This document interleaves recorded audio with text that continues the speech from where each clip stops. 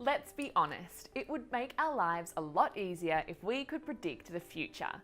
And this is especially true when it comes to currency, because we'd really like to know where the Australian dollar is going to go.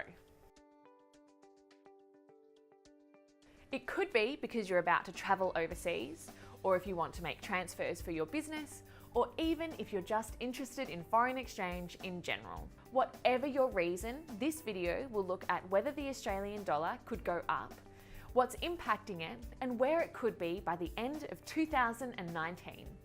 Let's get into it. Let's find out what the Big Four banks are actually forecasting by the end of 2019. First up, ANZ.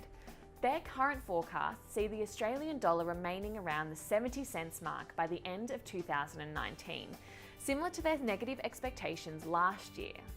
Westpac has a similar expectation that over the course of 2019, the dollar will slowly decline to 70 cents by the end of the year. CBA and NAB are much more optimistic. Both expect the Australian dollar to rise gradually towards 75 US cents by 2019's end. That's more than 5% optimistic than the other banks. The first question is always going to be around whether the Australian dollar is going to go up. Since it spent the latter part of 2018 falling to two-year lows, it's a fair point. Major Australian banks are pretty pessimistic about the Aussie going up by the end of 2019. Let's have a look at the three circumstances that would mean it won't change that much. Firstly, increased interest rates and easing political risk in the USA would support the US dollar, making it harder for the Aussie to strengthen. Secondly, if interest rates stay the same in Australia, which is likely if the economy falters or if inflation only grows slowly, the dollar is again unlikely to rise. Finally, if economic growth slows in China, it would lower the demands for our commodities and in turn, our dollar. The banks aren't saying that all three of these things are going to happen. They are just the most likely circumstances that would mean the Aussie wouldn't go up. Now, in general, there is the perception that a lower dollar is a bad thing, and in some ways it can be, but there are also a lot of advantages to having a lower dollar. From a consumer point of view, it means it's cheaper to transfer money into the country, and it's cheaper to exchange foreign currency into Australian dollars.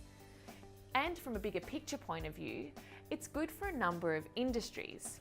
For example, it becomes cheaper for foreigners to travel to Australia, which is good for tourism, and it becomes cheaper to export goods, which impacts a number of industries like agriculture and mining. The Australian dollar is generally spoken about in regards to the US dollar. But if you're specifically interested in another currency, we have you covered. Keep an eye on our channel for videos relating to the pound, the New Zealand dollar, the euro, and the US dollar.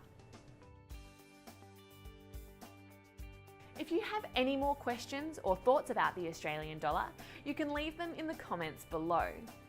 And if you do need to transfer money overseas or into Australia, you can use our comparison table to compare large, reputable and secure money transfer companies in one place.